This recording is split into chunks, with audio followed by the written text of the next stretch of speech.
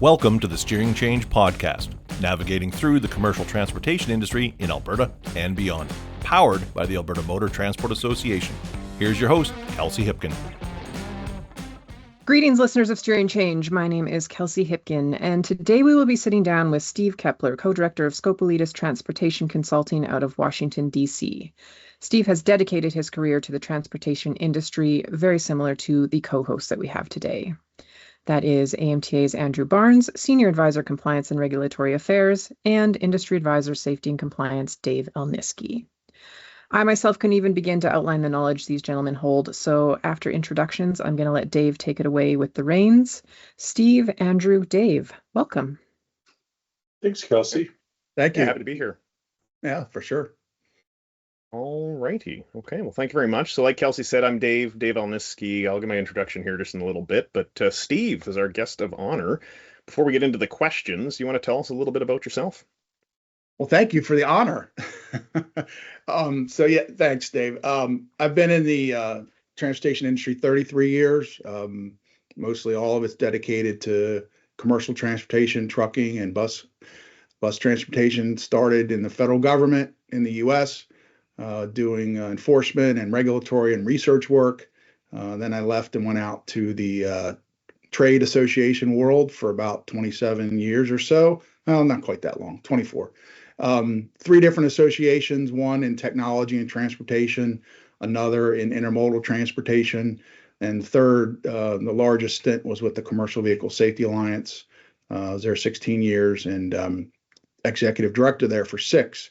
And I've been with Scopelitis for about 3.5 years. We do a lot of work to help transportation companies, motor carriers, suppliers to the industry, really help them with advancing their safety and compliance efforts. Alrighty. Well, thank you, Steve. And Andy, you want to give us a little bit about yourself? Thanks, Dave. I'm going to date myself kind of like Steve did, and I've got about 36 years in the transportation industry. Oh, you got me. I'm feeling pretty old today. I got around 20 years with commercial vehicle enforcement in Alberta. After leaving there, I've spent the rest of my career between private industry, where I worked for companies like Weatherford and Shell, and now I'm with the Alberta Motor Transport Association for the last, it's coming up to 10 years this spring. So it's been an exciting time and looking forward to this conversation. Fantastic. Well, happy to have you both on. So I guess just before we get in, for those listening, if you haven't heard before, I work as an advisor for the AMTA in safety and compliance. So if you have any questions, you can feel free to reach out. We'll have our contact information in the notes. My role involves working with companies both in occupational health and safety, transportation safety as well, including US DOT compliance. I started in the industry as a long-haul trucker and now work for the Alberta Motor Transport Association after getting into fleet safety management. Outside of this, I work on my PhD in public health, researching trucking health and safety in Canada, soldier in the Army Reserves. And if you want to reach out, like I said, we'll have our contact info in the show notes. So with that, we're going to be talking about voluntary safety programs today. So what I'll do is for each question, Steve, I'll let you start off first. We'll give you and Andy each an opportunity to reply. And, feel free to, if the conversation flows, the conversation flows. So to start things off, Steve, what is beyond compliance and where did it come from? Well, thanks, Dave. It's been around for several decades in different forms in different parts of the world. Alberta's been a leader in this space with your Partners in Compliance program. But in the U.S., it started really in earnest back in 2007. And I'll start with the problem that it's trying to address. And by its nature, it's beyond compliance, right? Regulatory compliance is a requirement on all trucking companies.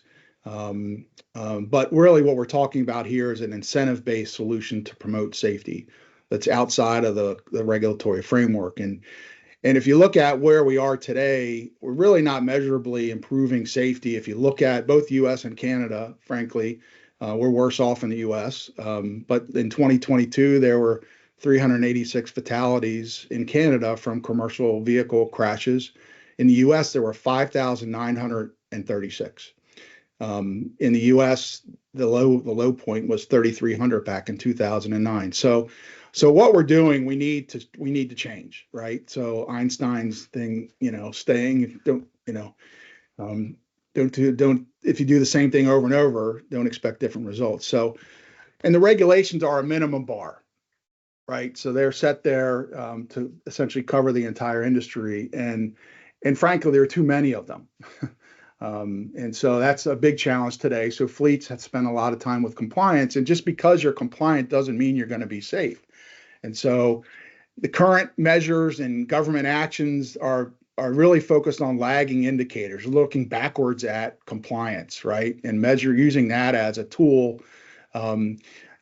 Generally speaking, the industry is reactive versus being proactive, in part because of that compliance regime that they have to follow on the government side. Enforcement resources are thin, right? And they only can touch a portion of the industry.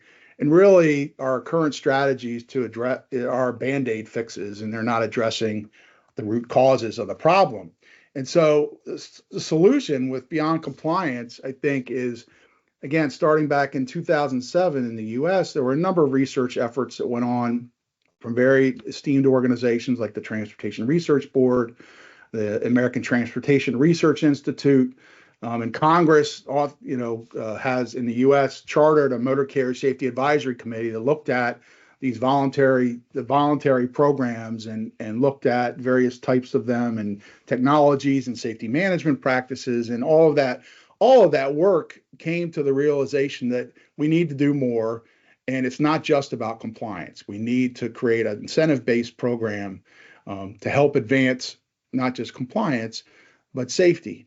And if you look at where we are today, we know a heck of a lot more about what works and what doesn't from a safety perspective than we did even 5 years ago. A lot of that has to do with advanced technology and data that carriers in the industry and even the government has at its fingertips to look at safety more holistically. And so it's unlocking new ways to identify and address those root causes, right? Compliance isn't necessarily root cause. It is a mechanism to try and address safety. In many cases, it's a surrogate, like hours of service versus fatigue, as an example. And so I think with all this work and this solution is really, we need to incentivize and empower the regulated industry to act on their own. And by really incentivizing these voluntary programs, and we'll probably get into this more later, things like dash cams and even advanced training techniques and things like that aren't required by regulation, but carriers are doing already anyway because it makes sense for their business, right? And the regulations are structured to really address everybody, right? On a somewhat equal footing, but we know the industry's not equal. Everyone's different. Every carrier is different. Every driver's different. So really, the Beyond Compliance is about giving those tools for carriers to create their own program that best works for them to advance safety, and using data, using information that allows them to be more proactive about safety than being reactive. And it also balances out, right? It balances the carrots versus the stick. And at the end of the day, in concept, it allows enforcement to focus its efforts on the ones that really need it, the ones that are causing crashes, the ones that aren't taking advantage, that aren't being proactive, that aren't following the regulations, and it really targets their efforts on the ones they should be. Well, thank you, Steve. And Andy, would you like to weigh in on Beyond Compliance, perhaps touching on, maybe by the Canadian angle a little bit there too? Well, it was about 2 years ago when they started talking about this. This came up at a CBSA conference again. And from there, we started following it and digging in a little bit more. And I started being a little bit of a pest when it came to Steve. And when we look at Canadian and where we're going in Canada, this really does fall in line with what we need to do in Canada, because we're not that much different in the US outside of the size of our country, and statistics are much different. I like to think of Beyond the Compliance as leading indicators, because you're taking notices that are happening prior to having a bad event, whether it be a violation or a collision. And in looking at those and acting on those before we have a lagging indicator, like we see on the carrier profile. So really, if you want to make a transformational change within the industry, acting on those leading indicators and learning how you can use those and changing that whole culture of the company really is key here. So we need to investigate this more, and Canada needs to get on this stick too, because I truly believe this is transformational for the industry, and we need to work together. What's happening to make as much movement forward, the same as they are taking these steps in the United States. Alrighty. So seeing as beyond compliance program, like whatever the program is intended to be, seeing as that it's meant to be an industry-led voluntary safety program to incentivize carriers, so it's more on the carrot side of things, and incentivizing them to invest in whether it's technologies or safety management best practices that are backed up by data. Let's kind of talk about that concept of a voluntary safety program. So why should the industry in Alberta and outside of Alberta, North America wide for that matter, be interested in voluntary programs like this? And what advantages or disadvantages do they have compared to regulatory requirements? And Andy, why don't you I'll alternate and have you start this one. Perfect. Well, I think it goes back again to the voluntary safety program here, and the way these concepts move is you're able to act on events prior to them happening, which puts you in a position where you're not going to even get close to having any negative effects on your carrier profile. And you're dramatically improving safety, collisions, and reducing your odds of having detrimental collisions within your fleet. So by acting on those events prior to something happening, using progressive coaching, some of the advantage and some of the spin-offs aren't even cash. When we talk historically about the historic PIC program, we always think we need a monetary value. But if we're reducing collisions now, our actuals are going down. Insurance is going to look at us a different way. And we've had these conversations with the Insurance Bureau of Canada, vice presidents there, and they're actually considering this and looking at this and going, technology and advanced safety management practices, when you bring that together, how can we curb this to better the industry? And that's actually pointed out in one of the white papers they wrote, is what can the industry do to really improve that?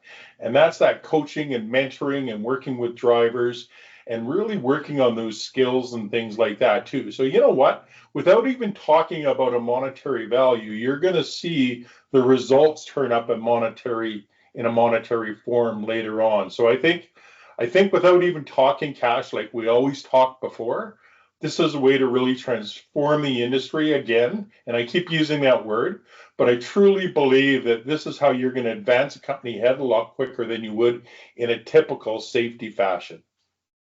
Okay. And Steve, would you like to touch on, the advantages, disadvantages to these voluntary programs compared to our current regulatory regime? Sure, Dave. Well, I guess first of all, when you look at the transportation industry, unlike other industries, safety is really predicated almost entirely on driver behavior, right? The driver is in control of the ship, the captain of the ship, right? And it's very hard to regulate behavior. It's very difficult. It's very individualized. Everyone's different. Carriers are different. So when you try to have a government that has responsibilities to create a set of regulations that cover a very wide and diverse industry, you're only going to get a small percentage of get to deal with a small percentage of the problem, right? So carriers end up spending resources and chasing compliance versus really spending their resources on what they know, because they know their drivers better than the government knows them. They know their staff. So they can voluntarily, they can design a program that works best for them, for their company, for their carriers, and frankly, for their insurance companies, right? So to help improve their rates and also improve their performance. So, and it also empowers the carrier because they're not being dictated what to do. They are taking action on their own right? And so that also is motivating for a voluntary based program. And a big part of safety is culture, right? And so that helps to stimulate and grow that culture within the company. And you get buy-in from everybody versus, someone being just told to do this. Well, why are we doing that? Well, because we have to, right? And so it really helps incentivize that behavior to do the right thing. I like to say when people aren't looking, right? And that's really what we want. We want that behavior to be done all the time, habitually, and it's human nature. And so that's a huge advantage. Now, one of the disadvantages is, from the government perspective is, okay, well, if we do that, well, how are we going to oversee all this stuff, right? Every company's different. How are we going to deal? Well, that to me is not a good answer to that, because you still have to have a regulatory regime, because there are just some companies that aren't going to pay attention, let's be honest, aren't going to be proactive about safety. They're just going to do what they need to do to get by. And that's fine. Well, the government can focus on those people. And if you put this voluntary program in place, those are the carriers you don't have to worry about. They are doing safety on their own, and you can monitor them. You've got data, more data now than you ever had before. You can monitor them. If they have performance issues, well, then you knock on the door and say, hey, we see something's going on here. But so I think you really have to have a melding of the two, a regulatory regime and a voluntary regime, really to give the best solution for everybody. Yeah, and so that's something I kind of want to hone in on a little bit there, because this idea that, yeah, like, not all carriers are the same, and not all carriers need to be forced to be safe.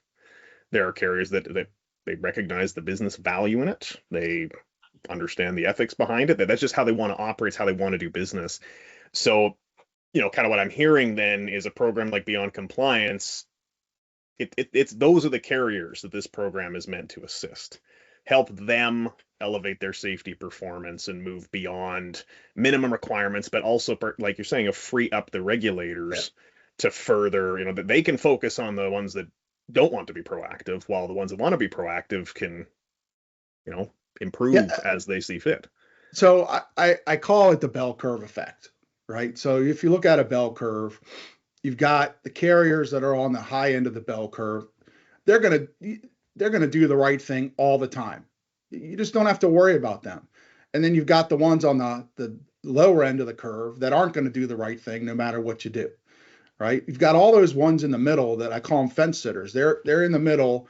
They're making decisions every day whether or not they're going to spend money on operations or on safety. In many cases, they're opting to spend money on operations because margins are thin. They've got to move the freight, right? And so what we're trying to do with Beyond Compliance is create a better incentive for them, to motivate them to jump onto the right side of the fence, on the safety side of the fence. So if we can do that, then we change the trajectory of the bell curve, and more people are moving towards the right end of the curve versus the wrong end. And those that stay on the wrong end, there's going to be a spotlight on them because they're not participating, they're not advancing safety, and they're going to be more in focus for enforcement. So at the end of the day, you lift everybody up, and you do it not through regulation, but through programs that carriers adopt themselves, right? And so they're more likely to not just do it once in a while, they're likely to do it all the time. And so you're going to see safety increase, you're going to see operational efficiencies increase, you're going to see lots of benefits from that. And you're going to see ultimately less fatalities on the road. Okay, and you're touching on a question I wanted to kind of ask, so let's keep going on this. The idea, like, because I was going to ask a question about how a program like Beyond Compliance, voluntary safety programs, can assist government regulators in their enforcement activities and fulfilling their mission, to police the poorest performers. So, the bell curve model that you were mentioning there then is the idea then that perhaps, if we can encourage more carriers to just elect to invest in their safety programs and improve, we'll see their safety performance improve. So those that aren't will then, even if they're maintaining status quo, will then relatively seem even worse off, be easier for regulators to identify perhaps and target. Like, is that a kind of an accurate accurate interpretation there? And that's a big part of it, Dave. I think it will be able, because right now enforcement, have certain protocols that they need to comply with to do their job. And in many cases, they're spending time on carriers and drivers they maybe don't need to, right? So their efficiency isn't optimized because of the nature of the protocols and how the enforcement regime is rolled out. They do their best to target, but it's not always ideal the way they're currently doing business.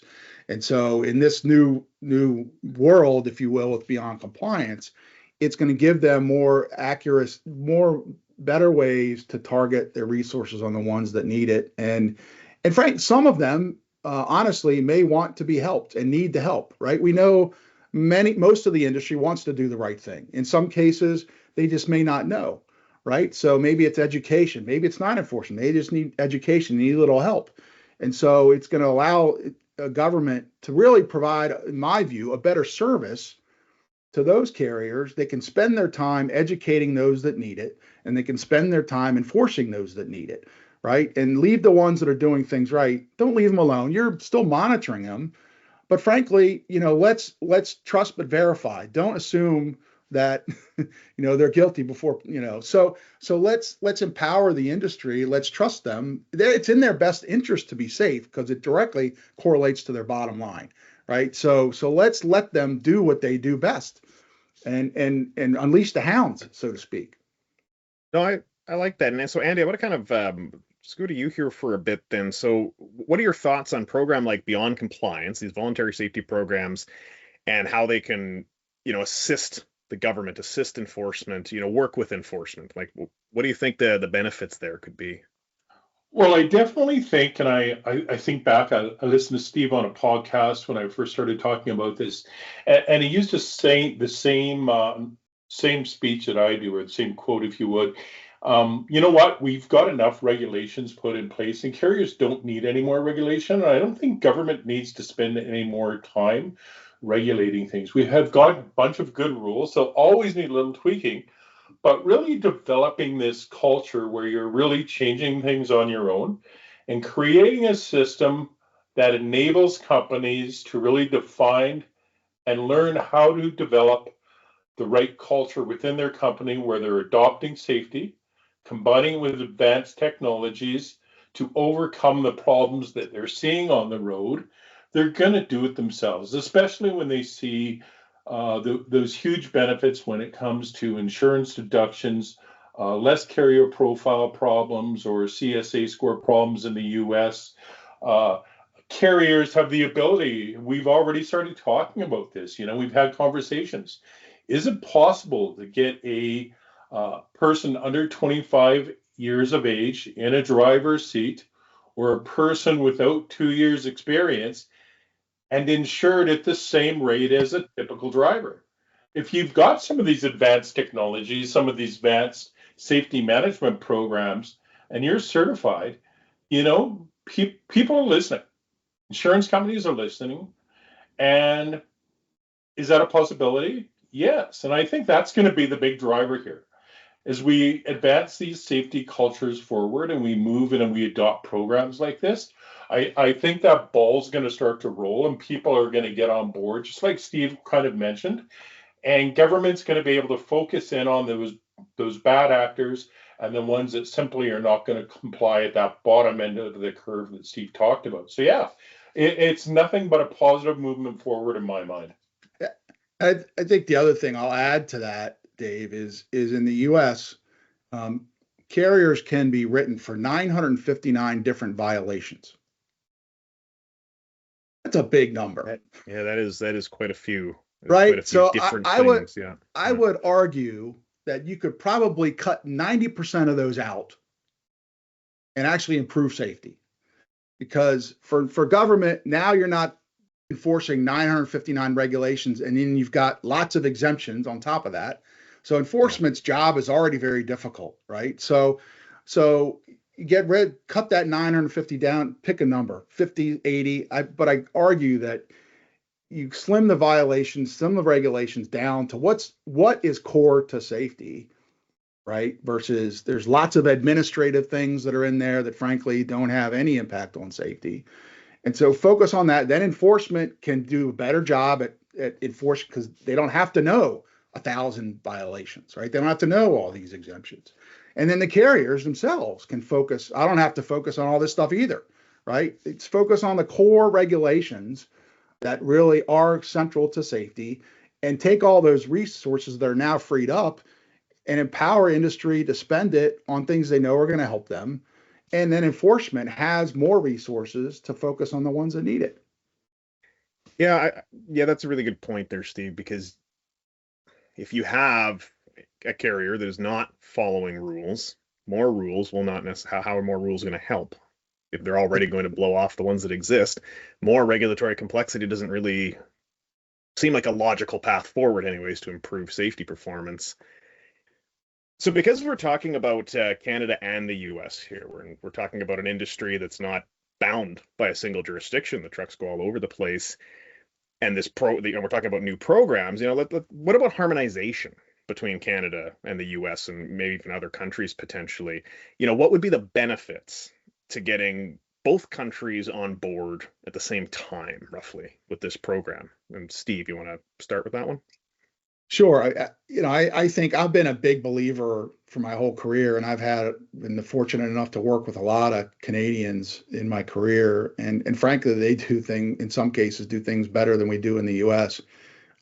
So first of all, it's that point, right? So you've got the best minds from both countries thinking on this, and frankly, a truck is a truck is a truck, right? The truck doesn't know or care where it's going.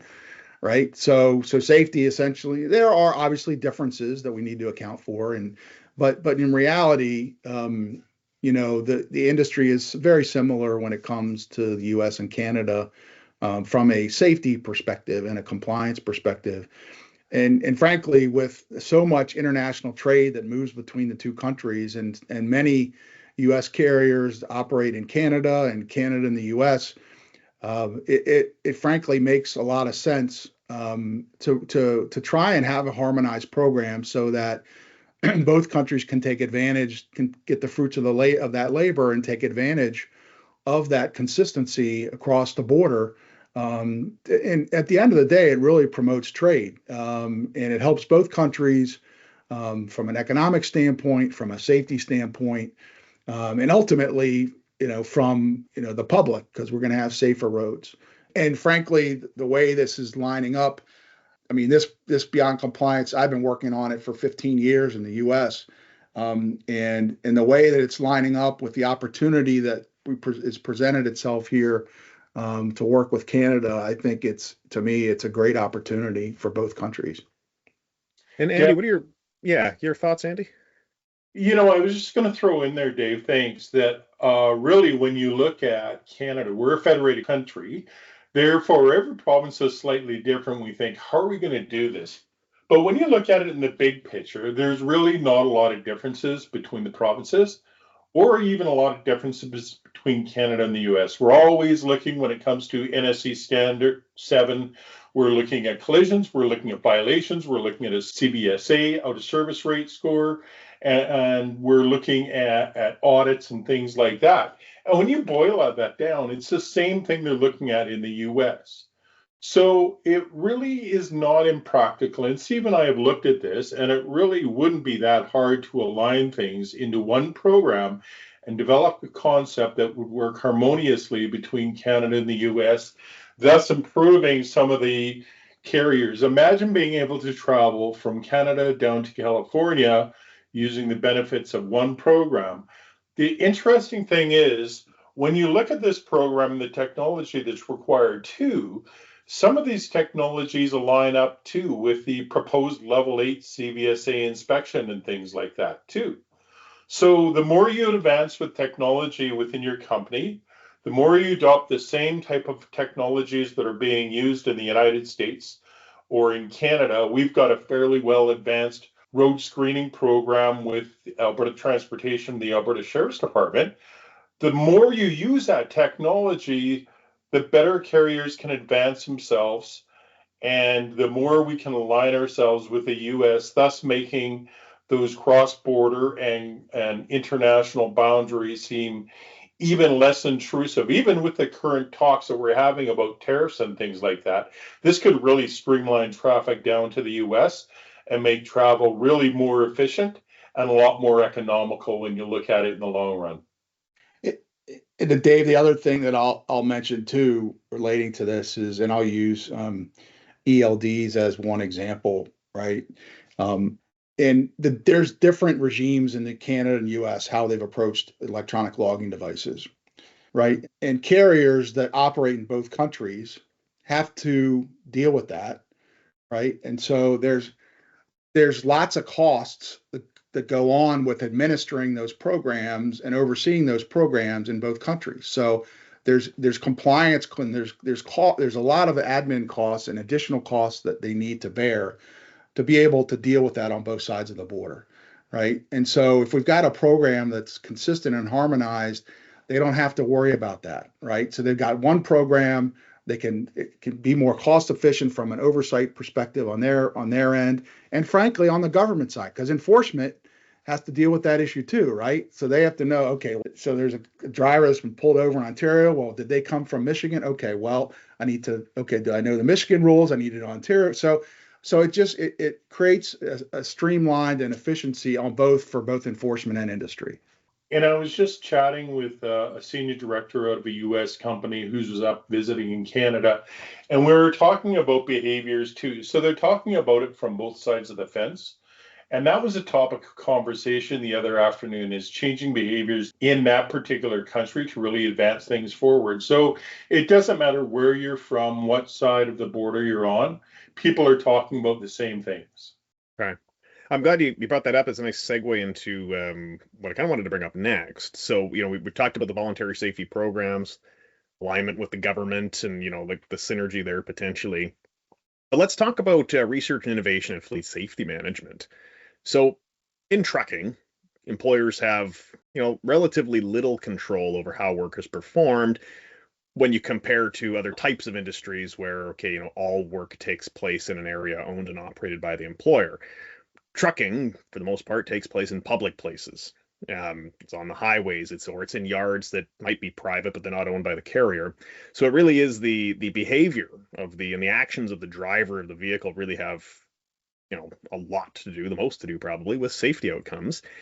So, we know that driver behavior then is a major component in safety outcomes. We know, and it's means that it's hard to engineer and, eliminates hazards associated with safety performance in that kind of an industry. So if driver behavior has such an important impact on safety in trucking, why do we need all of these technologies in trucks? Or how can we kind of work with, behavior? We can look at technology. We're looking at safety management. How can we kind of tie this all together then, perhaps, in the context of a voluntary safety program to see real benefits? And Steve, we'll go back to you here. Well, I mean, it's a really good question, because when I talk to some people about this program, they say, well, my driver has a million accident-free miles. Why would I do something like this? And at the end of the day, from my perspective, we're talking about humans, right? And if you look at crashes, in large truck crashes, a large portion of them are not caused by the truck driver. They're caused by the four-wheelers, 70% in the US.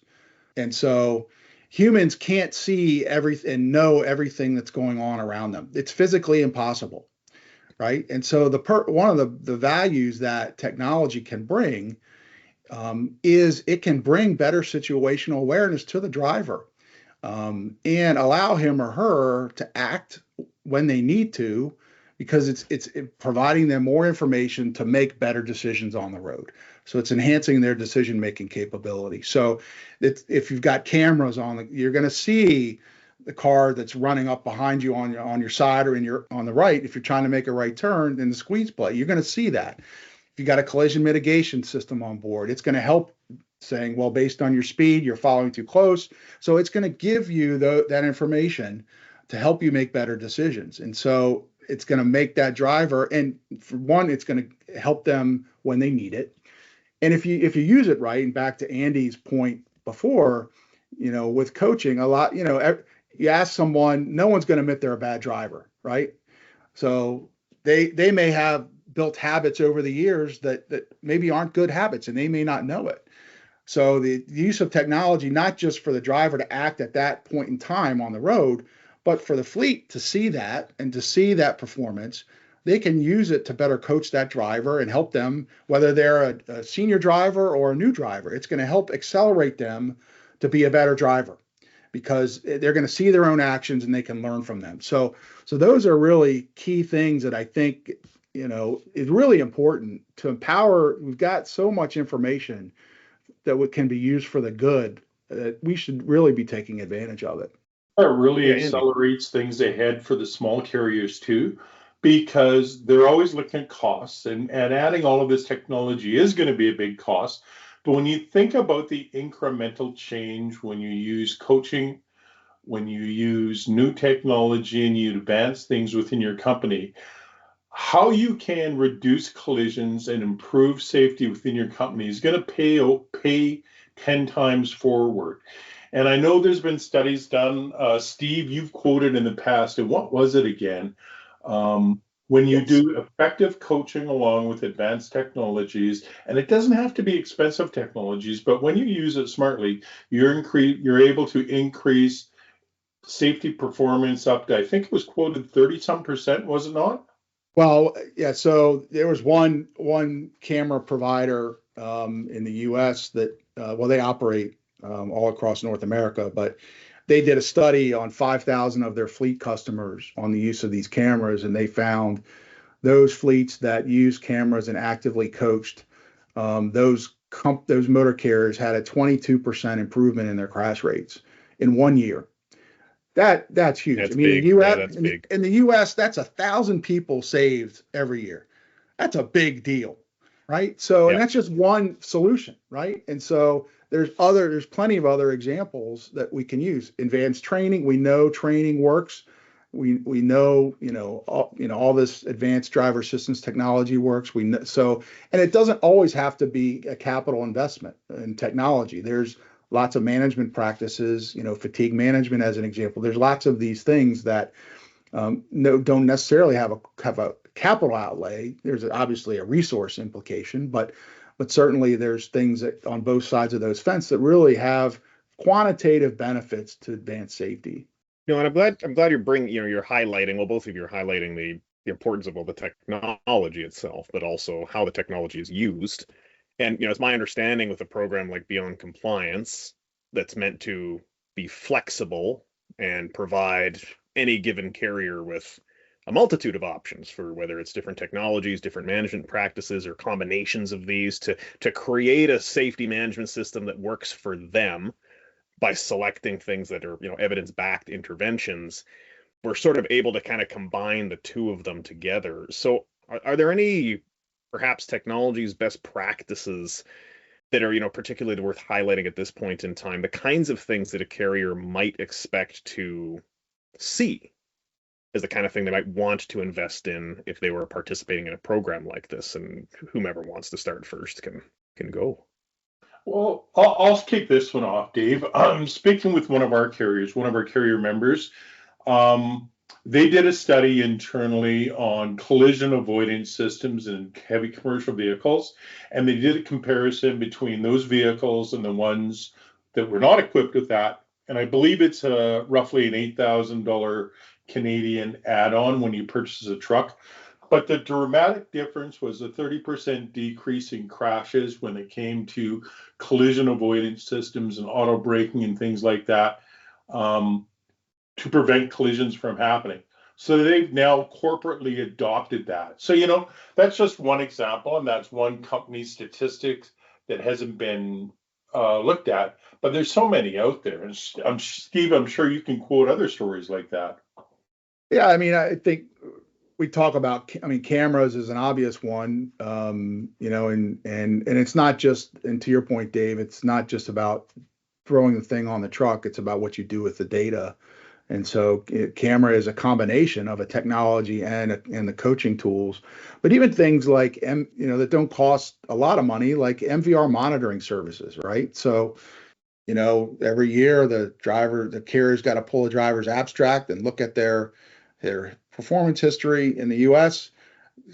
There's monitoring services that carriers can be notified as soon as there's an infraction by a driver that hits their record, rather than waiting 6 months or 8 months, right? So they can act on that right away. They don't have to wait 6 or 8 months, and so you're able to engage the driver as closer to the point, the act that they create, that act that created that safety concern, and you can address it and you can deal with it. And if there's advanced training, fatigue management is another example, right? So again, not necessarily capital intensive, but we know that we have fatigue as a challenge, not just in the trucking industry, but with all drivers, right? We're human, and everyone's different.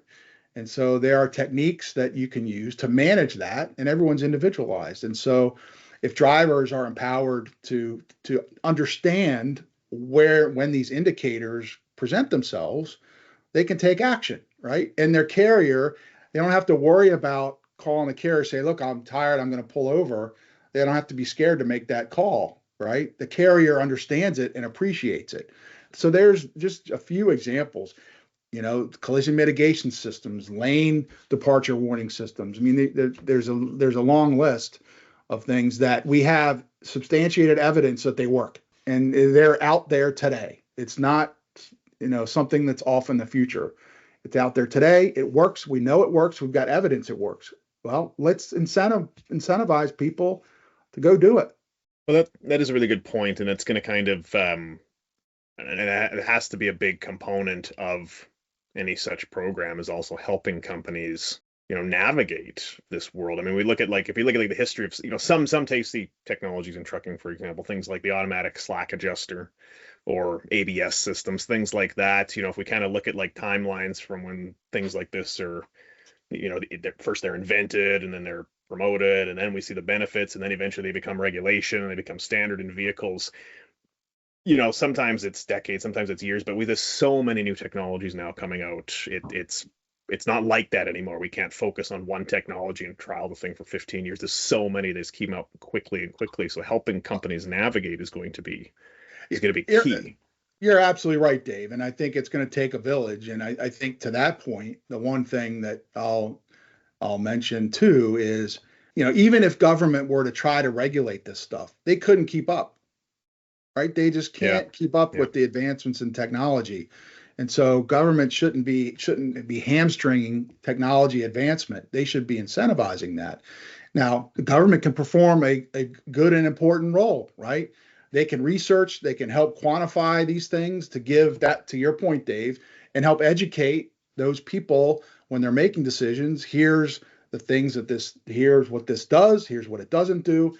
So they can provide a very important role in helping facilitate that educational process, but they shouldn't hamstring advancement by the regulatory framework. And even when they do try and regulate something, that's fine. I mean, there's a role for government and there's a role for regulation. But one of the challenges we see in industry is when government makes some indication that they may regulate something, what does that cause for industry, right? Everyone's like, okay, well, do I now sit back and wait to make that investment on this particular widget because they're going to regulate it? If I spend money on this, I may have to throw it away when the rule comes out. So what do? They sit on the sideline, right? And they don't invest in that solution. And so that's the other thing, the unintended consequences we need to think about from a regulatory standpoint is it hamstrings that investment. So you're missing out on safety benefits by taking that approach. That is a good point. And I think that going back to earlier in the conversation, we're talking about how this voluntary program, beyond compliance program, fits with government, how it works with government, how they're not, they're not antagonistic, they're synergistic. Like, these are things that are meant to work together, help each other out. But companies, that want to invest in new technologies that are proactive, that have a hunger for improvement, really. Yeah. Let them go, let them fly with it, let them be as safe as they possibly can. And they're going to see benefits too. As soon as you see your collision rates drop, it takes a few years for your insurance to catch up, but that's huge if you can bring those costs down.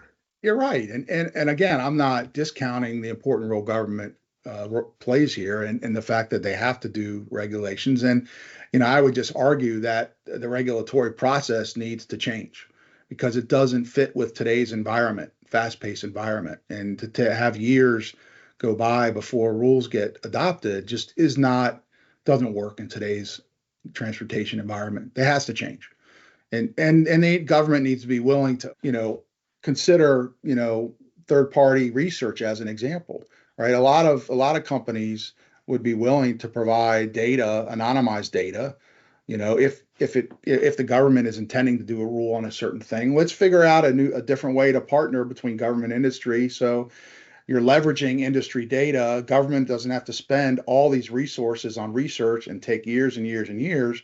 To your point, let's work together. There's got to be a better way. Okay. Speaking of research, Dave, how's yours coming along? We know you've been working at this for a while.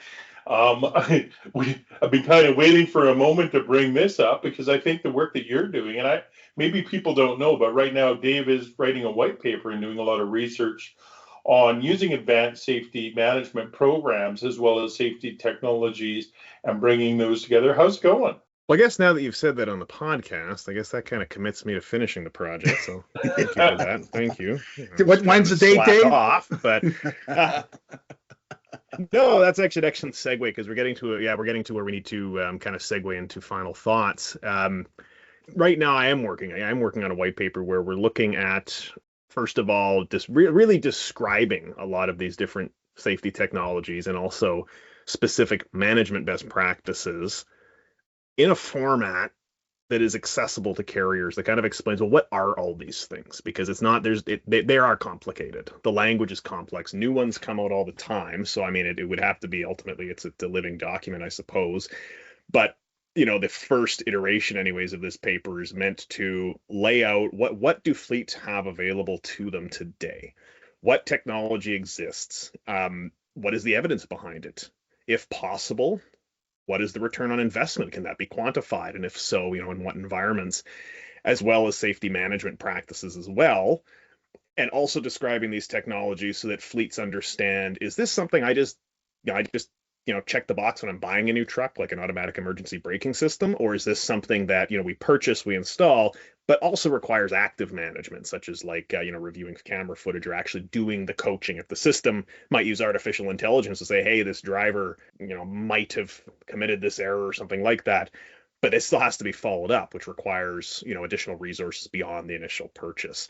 So part of the work that I'm working on right now is to describe this, is to say, okay, well, here's technologies, here are management best practices in language that is accessible to fleets so that they can look at this and say, okay, there is a lot available to me, and kind of look at the evidence behind it and then make more informed decisions on, well, what should I invest in? Where should I start? And then hopefully too, if it's possible, lay out some hypothetical pathways too for carriers of different sizes or in different market niches to also decide, okay, well, maybe I'm compliant now, and that's really kind of being my focus from a safety management perspective, but I want to get better. I want to be proactive. These technologies exist. How should I start?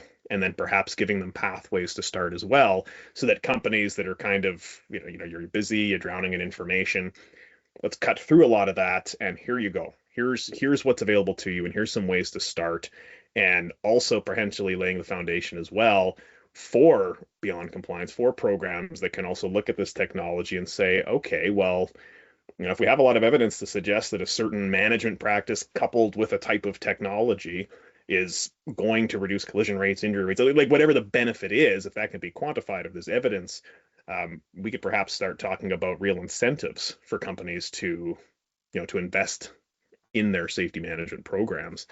And I guess since we're talking about this now, and I guess now I have to finish the project because now it's out on the air. The intention is to present on this at the AMTA's conference. Steve, you and myself, we can talk about this on stage in the second week of April there. So that's in terms of deadlines anyways. I have to have at least something ready by then. So that's kind of what we're looking at. Now, I think it's important to note too, though, is that a white paper on safety technology in trucking will always be something where there will have to be another version. Like if we were, this might be a snapshot in time of what we're looking at today, but we know this industry is changing quickly. So, that white paper to start, but hopefully this is also start of a larger perhaps gathering of resources to help companies navigate this and perhaps also assist in the development of beyond compliance as that project rolls out. So at this point, so I'd like to thank you both, Steve, Andy, Kelsey. But before I turn it back to Kelsey here, Steve, is there anything else you'd like to add? Yeah, I think for those that are listening today, if you like what you hear and you're intrigued and you're interested, number one, attend conference. Number two, let your government regulators know. Let them know you care about this and let them know you want them to assist in working on this program. Because it's, as we talked about, it's going to take government industry working together. And so I would encourage you to get active in promoting this, talking about it, because it's really going to take, as Andy, the word he used, this is a transformational opportunity in our industry. And I think we're pretty excited about where it's going. We're making some really good progress in the U.S. And we'd hope to make it effective in Canada too. So, excellent, thank you, Andy. Anything else you would like to add? No, I think Steve, I think you summarized things fairly well. I think conference is going to be a great time this year where there's going to be a lot of exciting things. You may even see some of the research happening at conference and things like that. So we're pretty excited about that and looking forward to seeing how your work turns out, Dave. I think when we start to put numbers on this and how these values, combining advanced safety management programs and advanced technologies, come together and lay it out in a very easy to read format for our members, I think those transformational changes are going to start to roll. So really excited. Thank you for having me. Yeah, no worries. And thank you for not only committing me to finishing the project, but also now saying I have to write it well and it has to be understandable. Like, Andy, this is why we need to meet and talk about this stuff ahead of time. Well, and I want to thank you guys for allowing me to be on today. I think this is a great opportunity that we can get a big win for our industry. And it's really been a lot of fun collaborating together on this project and going forward. So I'm looking forward to great things in the future. Well, thank you very much. And Kelsey, how about back to you? I will just say, Dave, we have no doubt of your abilities with the written word, so we know that you're going to crush it out there. Steve, Andy, just want to really thank you and share some appreciation for the knowledge that you've shared with us today. We did cover a lot of ground, and it's a lot of important stuff. For our listeners, you can see both Steve and Dave for their presentation, Technology and Safety in Transportation, at our aforementioned annual conference and award celebration, which is taking place April 8th to 10th at the River Cree in Enoch, Alberta. Don't worry, Andrew will be there as well. If you want to make any sort of compliance and regulatory affairs queries while networking, to register, make sure you check out our website, and that is amta.ca. As well, thank you, our listeners. For any backup and contact information, remember to check out the show notes. We're going to have a lot of stuff in there from today's chat. And if you have any questions or comments about the Steering Change episodes, please do reach out on our Instagram at AMTA_CA or LinkedIn and Facebook at Alberta Motor Transport Association. As always, stay safe, and we will see you next time. Thank you for listening to this episode of AMTA's Steering Change Podcast. The views expressed by guests of the Steering Change Podcast are their own and may not reflect the views of AMTA, its hosts, or sponsors. Do you have a question that you would like answered on an upcoming episode of the Steering Change Podcast? We want to hear from you. To submit a question to the Steering Change mailbag, hit up our DMs on LinkedIn, Facebook, Twitter, or Instagram with the hashtag Steering Change, and your question will be answered either live on the podcast or by one of our SMEs here at AMTA. We ask that you share this episode with those in your network that could benefit from what we discussed today, and make sure to subscribe to our podcast on your favorite podcast platform so you can be notified when future episodes are released. You can learn more about us and our mission by visiting www.amta.ca. Now get out there and have a safe day.